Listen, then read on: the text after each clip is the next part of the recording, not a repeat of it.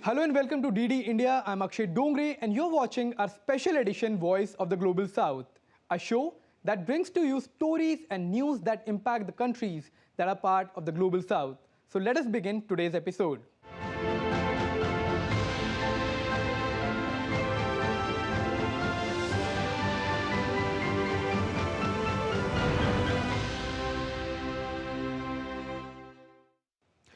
In January 2023, during India's presidency of the G20, a one-of-a-kind summit was organized. The summit was called the Voice of the Global South, which saw participation of leaders from 125 countries across the globe. But the question is, what is Global South? Today, the term is both a geographical and a geopolitical term that is used to introduce the developing world. It comprises of over 130 countries across the globe, which makes it majority of the world.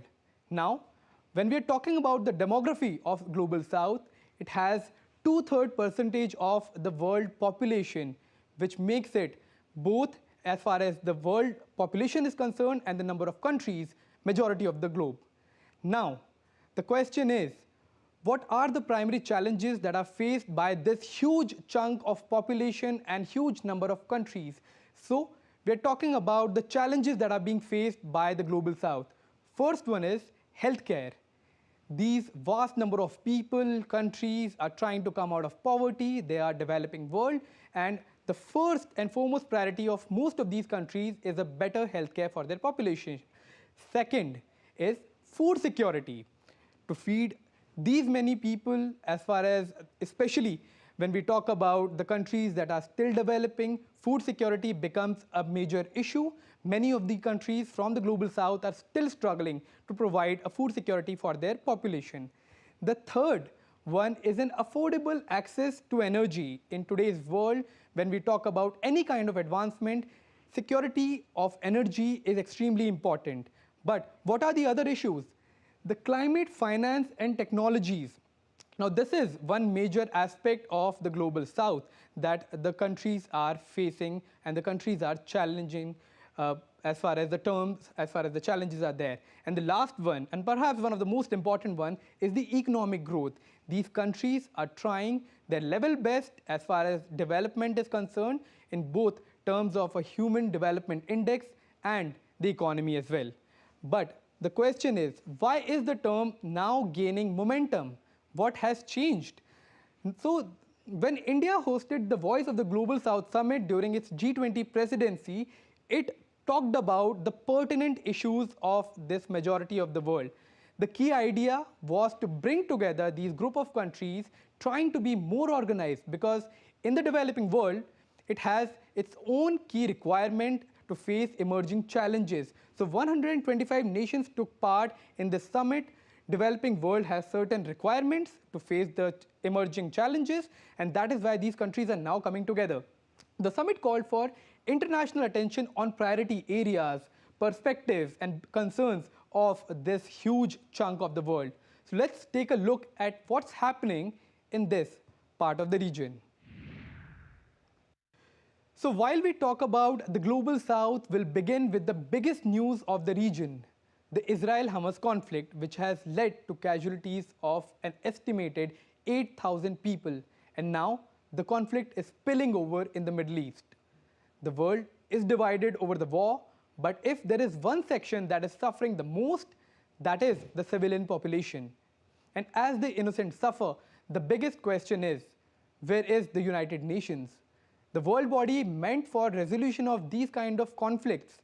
There have been demands by all over the world, especially of the Global South, that there should be certain reforms to fulfill the aspirations of the modern world. These demands have long been resisted, and the question is that are these conflicts a price we pay? Take a look at this report.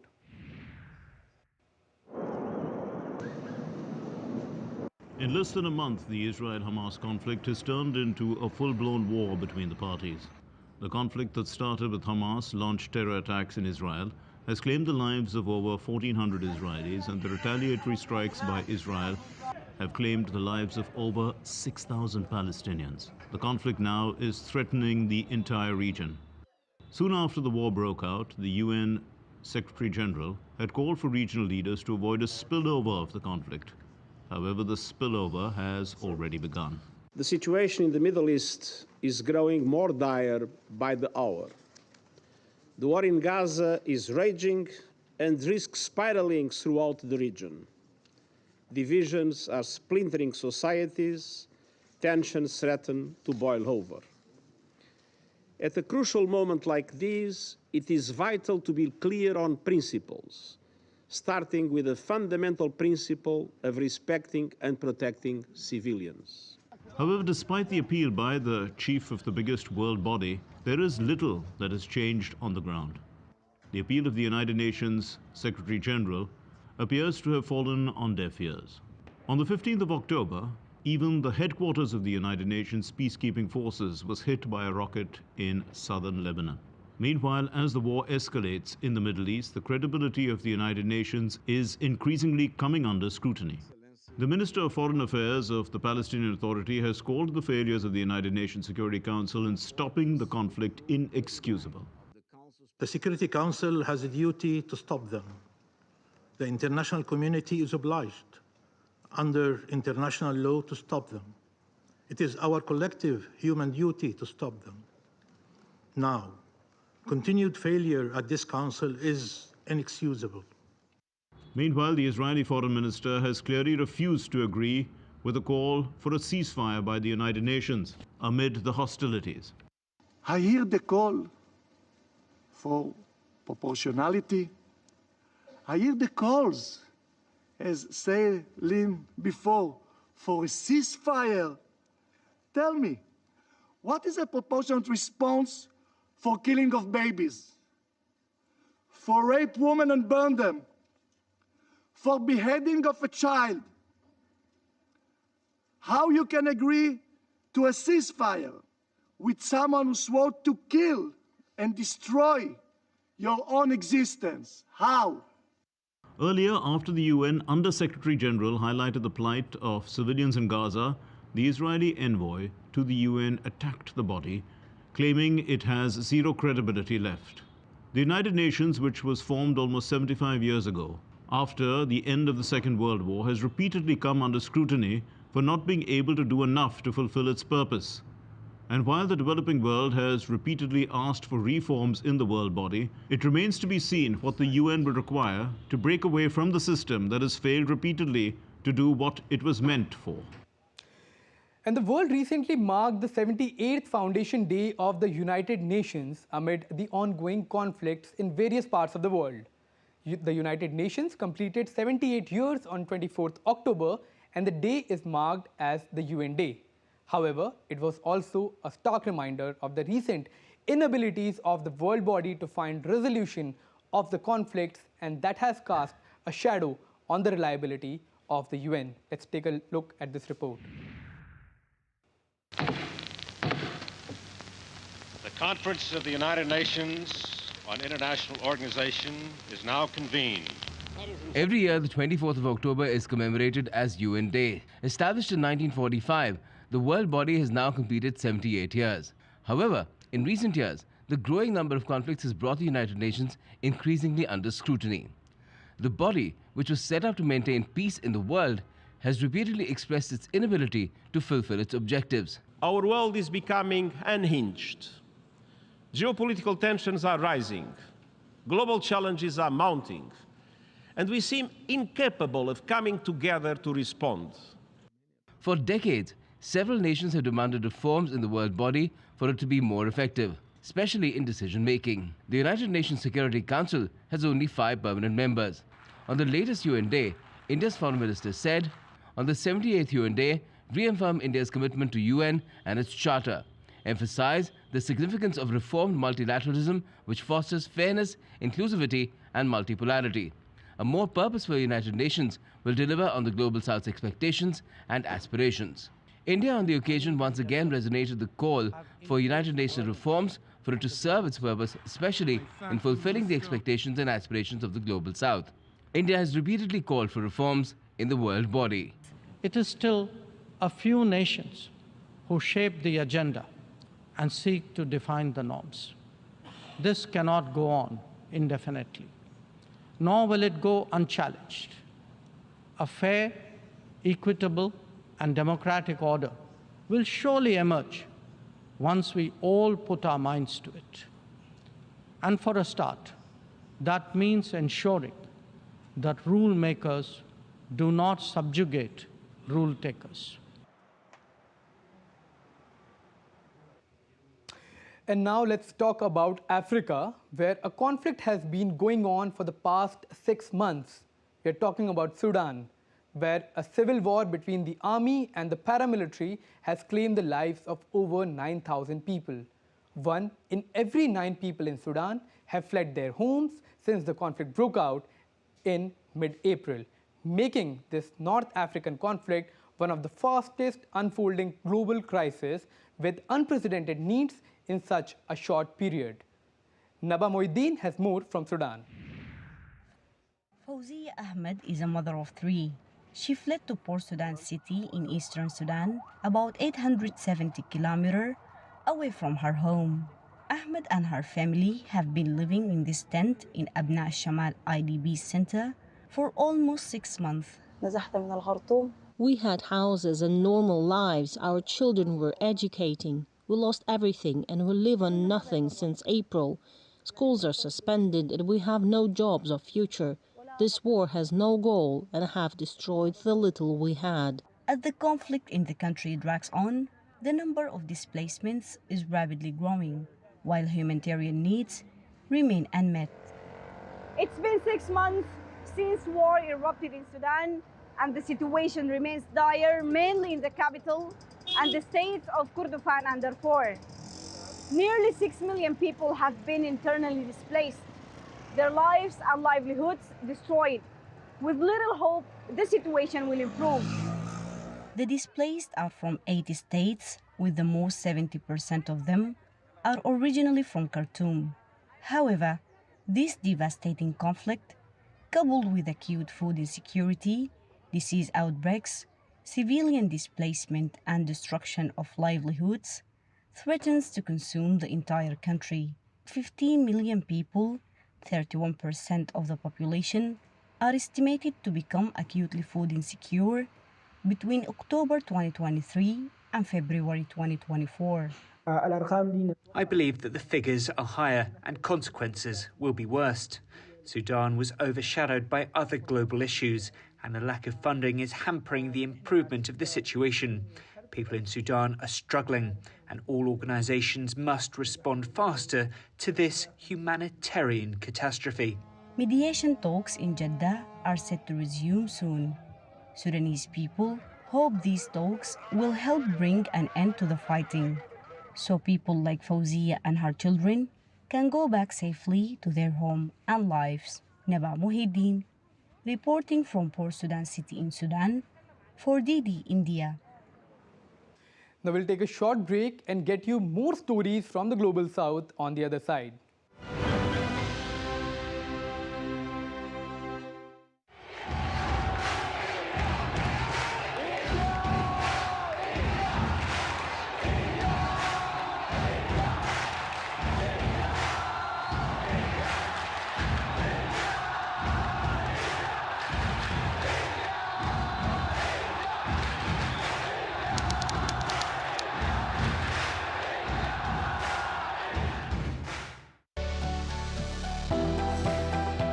Turning crisis into opportunity, transforming ideas into action, stories of real change, tales of sustainable solution. This series is going to tell stories of such change makers. Watch Change Makers on DD India.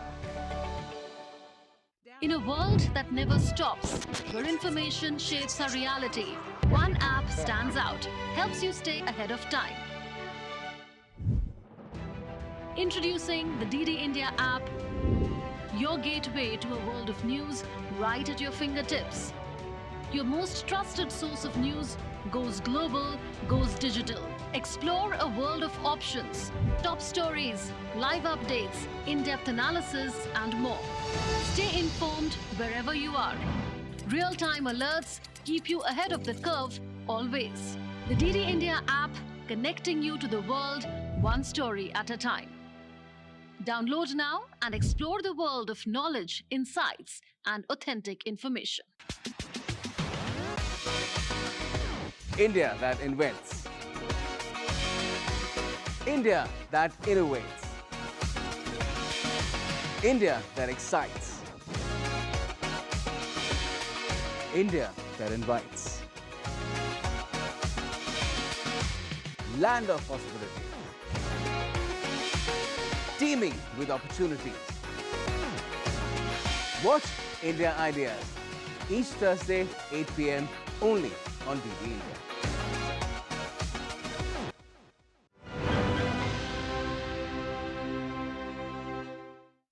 Welcome back to Voice of the Global South. I'm Akshit Dongre and you're watching DD India. And now some good news coming from the region in the space arena, which can be seen as a giant leap for the Global South. After the success of Chandrayaan-3 and Aditya L1, India now has successfully test-launched its first human spaceflight mission, Gaganyaan. This has added another feather in the cap of the Indian Space Research Organization. Take a look at the test launch and its future prospects. 5, 4, 3, 2, 1, 0.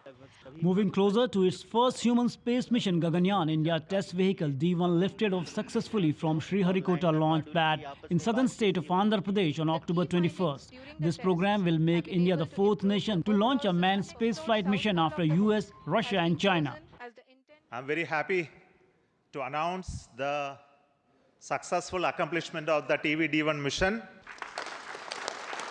Indian PM Narendra Modi congratulated the team of Indian Space Research Organization on this achievement. This launch takes us one step closer to realizing India's first human space flight program, Gaganyaan. My best wishes to our scientists at ISRO. This mission represents a significant milestone in India's effort to demonstrate that it is possible to send humans into space. Named after the Sanskrit word for craft or vehicle to the sky, the Gaganyaan project has been developed at the cost of 90 billion rupees. The Gaganyaan project envisages a demonstration of human space flight capability by launching a crew of 3 members into an orbit of 400 km for a 3-day mission and bringing them safely back to Earth by landing in Indian waters. This is like, never before attempt. It's a bouquet of 3 experiments put together, and we have now seen the fragrance and the characteristics of all 3 systems with what we wanted to test through this experiment or this mission. This is the first major milestone. In fact, this is going to be a great motivator for all of us. The human spaceflight program will help towards a sustained and affordable human and robotic program to explore the solar system and beyond. This mission is just the first in a series of tests that ISRO will have to go through before it can finally put an astronaut in space. The test mission is aimed at studying the safety of the crew module and crew escape system in bringing astronauts back to Earth. ISRO will plan to send the first uncrewed Gaganyaan spacecraft into low Earth orbit to test its various systems in 2024, whereas in 2025 a crewed flight is planned. The success of this test flight comes days after the successful Chandrayaan-3 mission in August that made India the first country to land near Moon's South Pole. Just a few days later, Chandrayaan's 3 success, ISRO successfully launched India's first observation mission to the Sun, Aditya L1. Time and again, ISRO has proved that technology, resources and expertise contribute to various aspects of planetary science. It is working towards an aim to build a space station by 2035 and to send an Indian astronaut to the moon by 2040.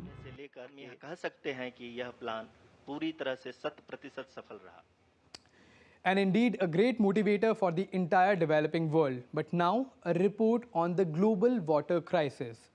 The World Meteorological Organization has issued a dire warning that the hydrological cycle is changing due to the climate change.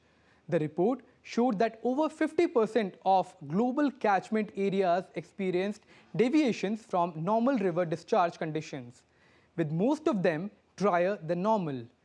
While the issue impacts the entire world, the effects are especially visible in the regions of the global south, with countries experiencing extreme weather conditions, from droughts to floods, that have claimed lives of over 1,000 people last year alone in the South Asian region. Now, here's a report on this wake-up call.